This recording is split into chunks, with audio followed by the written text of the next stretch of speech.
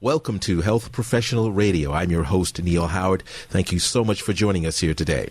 Our guest is Dr. Nehal Mehta of the National Heart, Lung, and Blood Institute, and he's joining us here today to talk about a study that was presented at the Society for Cardiovascular Angiography and Interventions 2018 Scientific Sessions. Welcome to the program, Dr. Mehta. How are you? I'm great, Neal. Thank you for having me. Great. I know that I told our audience that you were with the National Heart, Lung, and Blood Institute. Give us a brief background about yourself and talk about how you're involved with the Cardiovascular Angiography and Interventions 2018 Scientific Sessions. Absolutely. So my name is Nehal Mehta. As you had said, I'm a preventive cardiologist and a nuclear cardiologist who came to the National Heart, Lung, and Blood Institute as the inaugural Lasker Scholar Award, which is a program to foster clinical research at the National Institutes of Health. So I came about 5 years ago as a cardiologist with the goal of understanding inflammation and heart disease and how we might be able to control inflammation in order to mitigate heart disease. And my involvement with the SCAI, the Society for Cardiology, Angiography, and Intervention, the involvement was we had submitted original research from our research program asking whether or not we can take coronary artery plaque or hardening of the coronary arteries or the heart arteries. And we asked the question, if we treat patients with an inflammatory disease, can we make that heart artery disease go away just by treating the inflammation? So we put together this study and we presented it in San Diego just a few weeks ago. And really, we can kind of dive through any parts of it, but that was my involvement with DSI.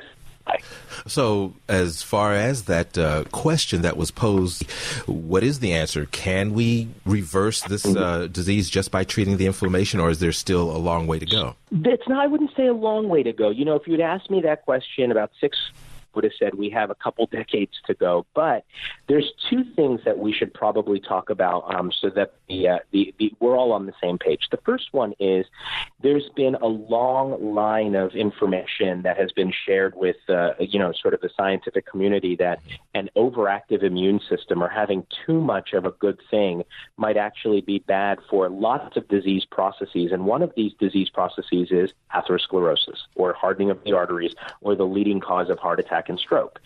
So we utilize a model, a human disease state called psoriasis, and we use that model disease state to understand what the effect of localized inflammation in the body is on the heart. So the first point everybody should understand is psoriasis is a chronic common inflammatory skin disease that affects about 2% of the population. It shows up on the skin as red, scaly patches, and at once it was just thought to be a cosmetic disease, that, you should probably not wear short sleeves, or, you should probably wear a hat because you're flaking so much from the scalp. But over the past decade, our group, along with collaborators at Penn, Dr. Joel Gelfand, have discovered that psoriasis itself, just the sheer presence, accelerates heart disease. Wow. So that was our first clue that, wait a second, a skin disease is accelerating heart disease. And so, in fact, Neal, in 2000, brought that discovery and that program here to the NIH, the National Heart, Lung, and Blood Institute, so that we could start asking, well, now that we've shown that the skin disease accelerates heart attack, why? So I've spent the past 5 years trying to figure out why, and this SCAI paper was taking these patients with psoriasis and saying, if you have severe disease and you qualify for a biologic or an injectable medication that is a monoclonal antibody, that your body will neutralize some of the inflammation, not only does the psoriasis go away, but we ask the question, what if we use pictures of the heart, CT angiography, so it's a non-invasive coronary cath.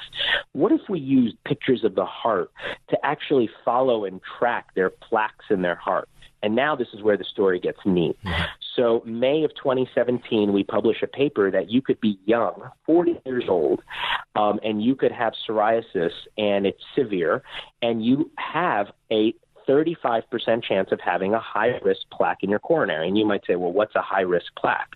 A high-risk plaque in the coronary is a part of the coronary artery that is prone to rupture and cause a heart attack.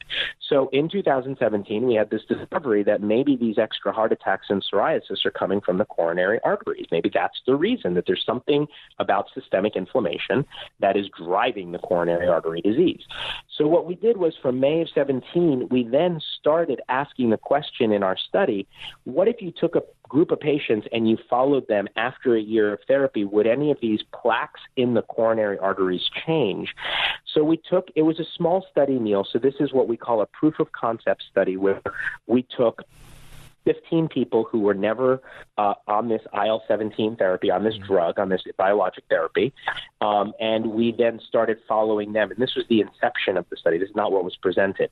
Then we started realizing that not everybody goes on that one medication, so then we started looking at anti-TNF therapy, commonly known as Humira or a couple others on the market, and we said, well, let's start following them. And then we started following people. See, it's interesting, Neal, people don't understand this, but there's a group of people that do not need or want to be treated for their psoriasis. They just choose electively not to be treated. And so we followed a group who just said, you know what, I'm just going to live with this for the year, and we brought them back as well. So we got a CT angiogram at the beginning and a CT angiogram at the end, and we compared what happened to the plaque. And this is where it gets superbly exciting. Reassuring. We were able to show that the sheer treatment of being on biologic, didn't matter what drug, yes or no. If you were at a biologic, not only did your skin get better, that's the no duh part, but your heart arteries got better. They actually decreased the amount of high-risk features in the plaque to a point where one plaque feature in particular, the necrotic core, and it sounds very ugly as a word. Necrosis is when things in the body die and they create sort of like a hole, a necrotic, like an ulcer almost. So we found that these necrotic cores, which are the ones that rupture and cause heart attack, that they actually got better over a 1 year period of time. And why that is so exceptionally reassuring is that we had a trial, not we as me, but the field of cardiology had a trial in August of this past year that was published in the New England Journal of Medicine that showed treatment with a biologic drug. If you don't have psoriasis, if you just have coronary disease, not psoriasis, treatment with a biologic drug reduced your second heart attack by 15%. Just the sheer treatment with an anti-inflammatory biologic drug. So now, I remember when I started this interview, I'd said, I would have said it's going to be 20 years, but in August, we got some reassurance that pure treatment of inflammation with a will reduce second events. So that's when this study question arose. We said, well, was it the plaque characteristics? Was it the plaque modulation? Well, in a large outcome study of 15,000 people, you cannot get CT angiograms. It's just not feasible. It's not budgeted, to do a $3 billion study. That was already $1 billion study. So now I enter the, sort of arena by saying, look, maybe favorable plaque modulation at the coronary level. And that's what was presented at the SCAI, that in a group of 84 patients, there was a reduction in high-risk plaque characteristics following biologic therapy. And in my opinion, I think that is reassuring. It needs to be confirmed in a large, properly powered study, which is under planning phases now in my group. But that's sort of what the SCAI presentation covered, was the fact that one can treat a skin disease, which is FDA approved to be treated with these biologically active medications, and we're just little birdies on the shoulder sort of watching what's happening to the coronaries.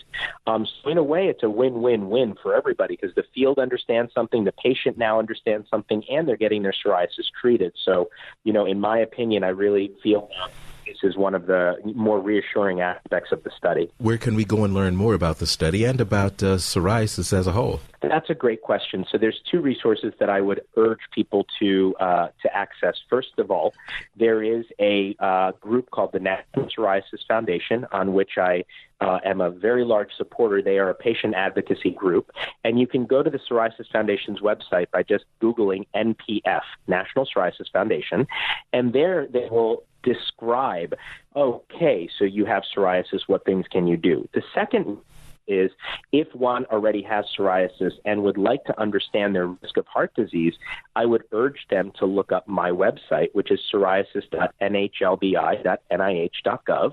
It can be found by just Googling my name, and it'll come up under the Psoriasis Risk Program. And I would urge people to use this moment to just remember that I am striving to educate people about this association. Whether they take therapy or not is not my concern up front. My first concern is people should know that inflammation does, in fact, increase your risk of heart disease and diabetes. And by reducing this inflammation, I believe we may have benefits beyond just what you're reducing the inflammation for.